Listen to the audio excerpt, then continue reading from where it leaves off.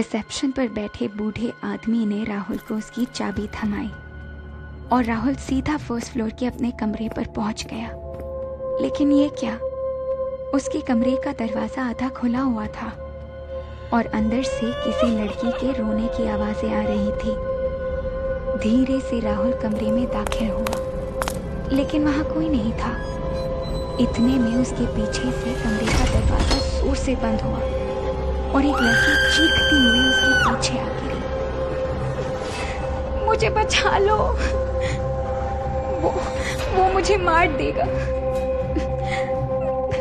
मुझे बचा लो,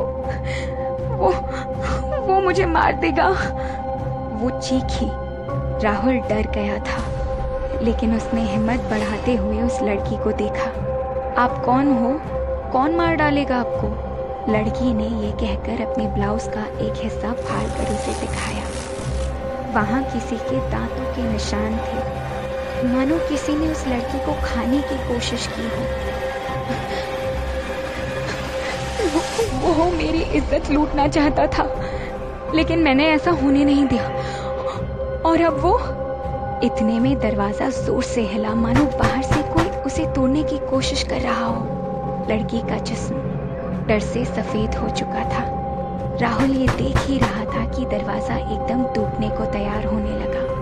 इतने में लड़की ने राहुल का हाथ पकड़ा और उसे बाथरूम के अंदर ले गई। राहुल देख पाता कि कमरे में कौन दाखिल हुआ इससे पहले ही लड़की ने बाथरूम का दरवाजा अंदर से बंद कर दिया। बाथरूम के दरवाजे के साथ भी वही हुआ, लेकिन वो टूट नहीं पाया। थोड़ी देर बाद शोर मानो हवा में घुल गया, लेकिन राहुल और उस लड़की की हिम्मत बाहर जाने की नहीं हुई। काफी देर तक जागने के बाद लड़की बाथरूम के फर्श पर ही सो गई और राहुल वहां रखे बाथटब के अंदर ही। उस रात राहुल ने एक अजीबोगरीब सपना देखा। उसने देखा कि वो लड़की बिना किसी कपड़ों के उसके नीचे है और वो किसी जानवर की तरह उसके ऊपर चढ़कर उसके जिस्म को नोच रहा है। लड़की चिल्ला रही है और उसका नाखून राहुल की गर्दन पर आ लगा। गर्दन पर लगे घाव की परवाह किए बिना राहुल ने उस लड़की को अपनी हवस का शिकार बना ही लिया। और उसके बाद जब वो लड़की रो रही थी, राहुल ने उसका गला घोंट दिया। अभी एक जोर की चीख के साथ उसका वो सपना टूट गया। राहुल की आंख खुली, सुबह हो चुकी थी और वो लड़की गायब थी। राहुल ने हिम्मत करके बाथरूम का दरवाजा खोला और देखा कि कमरा एकदम खाली था। राहुल तुरंत रिसेप्शन की ओर गया, लेकिन वहां वो बूढ़ा आदमी नहीं, बल्कि एक औरत बैठी थी। राहुल ने उससे पूछा, यहाँ कोई लड़की आई क्या? उस औरत ने राहुल को देखा और एक थैला हाथ में लिए बिना कुछ कहे वहां से चली गई। लेकिन तभी वो बूढ़ा राहुल की आंखों के सामने आ गया। कौन सी लड़की सर? उसने राहुल से पूछा। आप? राहुल के मुंह से शब्द नहीं निकल रहे थे। आप घबराए हुए क्यों हैं? बूढ़े ने राहुल से पूछा। राहुल ने बूढ़े को छूकर देखा। वो एकदम असली था। वो लड़की, वो कौन थी जो कल रात मेरे कमरे में थी? राहुल ने पूछा। उसे किसी ने मारा था। बूढ़ा मानो एक पल को घबरा गया था, लेकिन फिर उसने बताया, सर मेरी मदर ने ये होटल आज से 40 साल पहले खोला था। उनकी मौत के बाद मैं अकेला ही इसे संभालता हूँ। यहाँ कोई सफाई कर्मचारी नहीं है। ये कहकर बूढ़े ने रिसेप्शन पर रखी एक हार चढ़ी तस्वीर की ओर इशारा किया, जिसमें उस बूढ़े की माँ की तस्वीर थी।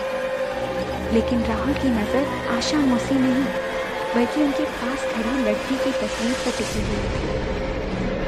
ये वही लड़की थी जो कल रात को उसके साथ थी। ये लड़की कौन है? राहुल ने बूढ़े से पूछा। बूढ़ा उस लड़की को देखकर एक पल को ठिठका और फिर बोला, मेरी माँ किसी गांव से एक लड़की को काम के लिए लाई थी, लेकिन ये तो चोर निकली। हमने उसे भगा दिया। राहुल ने फैसला किया कि वो अब कुछ और नहीं सोचेगा। उसने तुरंत अपने कमरे का बिल अदा किया और अपना सामान ले आया। जाते जाते उसकी नज़र बूढ़े की गर्दन पर गई। उसने देखा वहां एक घाव का निशान था, ठीक वैसा ही जैसा उस लड़की ने सपने में राहुल को दिया था। राहुल थोड़ी देर उस बूढ़े को देखता रहा और फिर बिना कुछ बोले वहां से चला गया। वापस आकर राहुल मुझसे मिला और ये सारी कहानी बताई। उसने मुझे बताया कि उसने उस वाक़ये के बाद थोड़ी खोजबीन की और पता लगाया कि वो बूढ़ा अपनी जवानी में एक अय्याश किस्म का आवारा लड़का था, जो उस लड़की से ज़बरदस्ती करने की वजह से जेल भी जा चुका था। और एक रात होटल के आसपास के लोगों ने जब उसे उस लड़की के साथ मारपीट करने के बाद बाहर निकालते देखा, तो उस दिन के बाद वो लड़की किसी को भी नहीं दिखी। राहुल समझ चुका था कि वो लड़की आज भी उस होटल में रहती है, लेकिन फिर वो उस बूढ़े से इतना डरती क्यों है? शायद कुछ बातें राज ही रह जाती।